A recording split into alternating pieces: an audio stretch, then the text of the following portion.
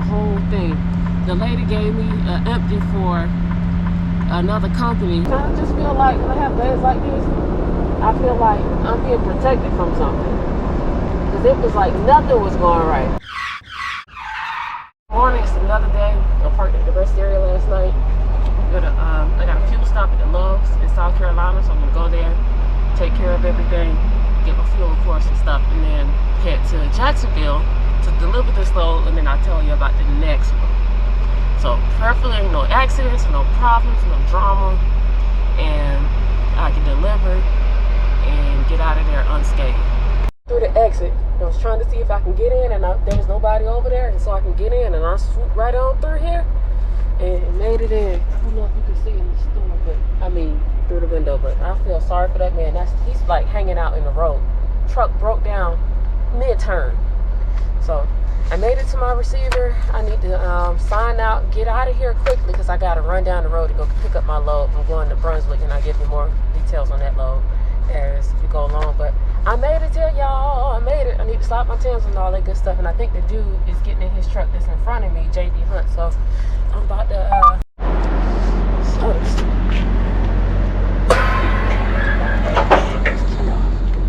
you know what? I'm gonna open the door. Break that seal. I'll do that later.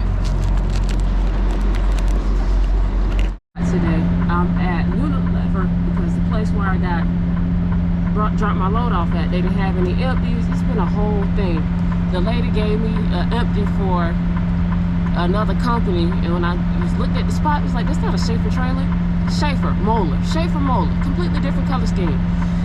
So then I finally made it through Jacksonville rush hour here to Unilever, and I only saw, like a little panic because my clock is running down, and I still gotta find a trailer and then get back through traffic to get to Brunswick. So I did find one, thankfully, and they helped me out because what they gave me was a Costco dedicated trailer when I asked. And that was a whole thing. I had to back up behind and get in line and actually sign it, which was what I was supposed to do. I was trying to rush the process. You know how truckers are. And then they were like not paying attention, and I'm like, bruh, I have to talk to y'all later. I can go now. I don't know where I left off in the store. Turn left. I was able to get it empty, and y'all, I get now it's not I get now. I've had instances like this before, but I get now when you're trying to back in or whatever, you see somebody struggling, you want to turn around and go in the opposite direction, or you get a little window, you want to speed past them because your time is running down. I will have about 10 or 15 minutes to play with by the time I get to my ship. But I'm just hoping and praying that I can make it there. All I need to do is make it there, and then I'll continue on the Kearney Road. Because more than likely, I will have run out of time before I can make it to the truck stop. And I'm probably going to have to go in the opposite direction, which I know that's what we got to do anyway. But it's fine, because that particular truck stop has a lot of parking. We'll see, because I'll be passing by it on the way there. Today has been a day, and it's just been like this last hour or so that's been difficult. And I kind of just feel like when I have days like this, I feel like I'm being protected from something. Because it was like nothing was going right. Remember, I think I told y'all earlier that I got a spot, and I thought the 3 was an 8 because all of our trailers start with an 8. So I was like, okay, cool. Kept it pushing because, I'm trying to move quickly. And I'm looking, there was a Moeller trailer in there. And I'm like, okay, maybe I looked at, did I put my trailer in the wrong spot?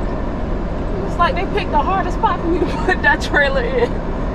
But anyway, I go inside and I asked them, and they were like, no, there are no trailers available. They called to make sure. So I called dispatch. Dispatch told me to go over to Unilever, get the Unilever.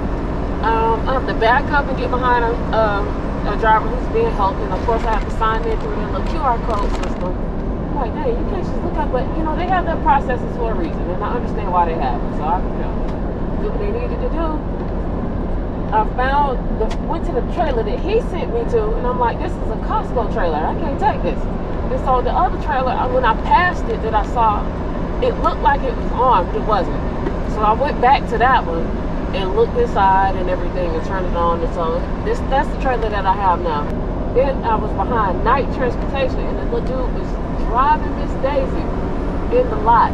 I started to turn around and go out the other way. I should have, between the Cree driver that was struggling to back in, which I was like, if he keeps struggling, maybe I can help him. Not everybody wants help or anything like that, you know. So,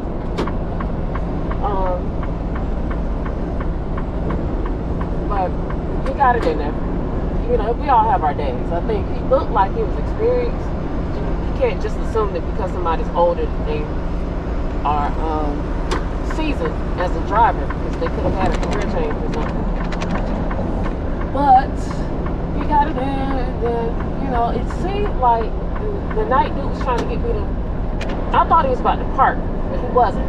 So I was trying to stay behind and keep my headlights out the way. I started to, you know, get on by him, and I was like, no, just be patient, just be patient. You keep running into roadblocks, there must be a reason. Don't just go skirting around him. He might actually be going to check out anyway. He was. But then he pulled like back way behind where you're supposed to pull, stop at. So I parked behind him. I tried to do the checkout process. It wasn't working, so I went stomping inside. Was like, hey, I've tried to do it, it's not working. It's like, did you get the trailer out of spot 85? He was like, no, it's a Costco trailer, we can't take those, they're dedicated, I'm not dedicated. He was like, oh, so, you know, he helped me get that squared away, and he finally came and checked my trailer. It didn't take long. He gave the guy his paperwork. I'm like, that's that guy. But he got there before me. He should get his paperwork first. His slowpoke pulled out, of course, in front of me as we're leaving, and I was like, look, just do what you need to do. Send whatever, load it, or, you know, start your dispatch, because they helped you push that through and let you know that you have a trailer. I didn't tell them which one I have. Oops. But I'll know in about an hour. Yeah, so I'm headed to Brunswick to pick up a load that is going to Tennessee, Murfreesboro. Let's pray that all is well when I get there, and that I get there before I run out of hours. Yep, I'm out of hours. However, I'm gonna dock. It's supposed to be a drop and hook. Long story short, they got the product delayed, so they're still loading me. I put my baby. You can't tell. Ooh, this. My goodness. Is that how I really lose? It's not helping, huh? Anyway, she's over there. I started to put her next to Martin, but I was like, there's nothing next to it. It's an easy back. I could just pull over there and the back end, and that's what I did. But yeah, today has been a day, and it's still not over yet. So I'm not even hungry. I never noticed there was a building over there. How many times I've been here? It's quality assurance. Anyway, so I will keep y'all posted. I guess it's 8:39. I'll have the PC out of here in the opposite direction of the load. And I think there's a Lowe's and maybe a Pilot. I might be able to reserve a spot there if it's not full already. And then some smaller mom and pop truck stops. So I'll be on a hunt to find parking later, but I'm not watching from the green light. They're gonna have to come knock on the door and give me paperwork. So I'm gonna holler at y'all in a little bit. Oh, I don't know what time it is. Let's see. So it's 10 o'clock. So I don't know what time I told y'all, but y'all know. And it didn't take them that much longer. I think probably about another hour and I was out of there.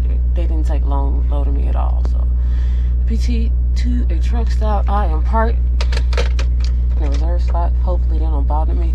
It's a free spot, but the dude was sticking out too far. And then don't know. I don't want to be bothered. Like, if they make me move, I'll move, but I doubt they will. I don't think it ever, like, completely fills up here. So, I doubt that they would have a reason to send anybody out here to bother folks who are in the reserve parking spots. Yeah, so details coming tomorrow in the morning. Anyway, good lovely morning, y'all. I washed my hair and I'm trying to make it lay a certain way, so that's why I got my little head scarf on. This is also what I wear when I'm at the yard in Statesville, because it's dusted in the mug over there. Let's turn that down. So I am headed to Murfreesboro, Tennessee with this load that I picked up in Brunswick yesterday, and so I can just feel the dryness. So I said all of that to say I gotta go to the yard in Marietta and get fuel, and then I can head on over there to Murfreesboro. Murfreesboro is like about maybe an hour or so, 30 minutes south of Nashville. So I'm going to Nashville basically. As you can see, I am gonna take my 30 here, and then I should arrive. So if I went straight there now, I would arrive at 5. So let's say I'll probably make it there, let's add a little bit, hopefully by 7, because I gotta go through Chattanooga rush hour and all that good stuff. So I have to have it there by 9 o'clock. So there's no danger of that. And then we'll talk about the next load probably in a little bit, because I think the lady in front of me, the person in front of me, is about done, so I'm about to pull up.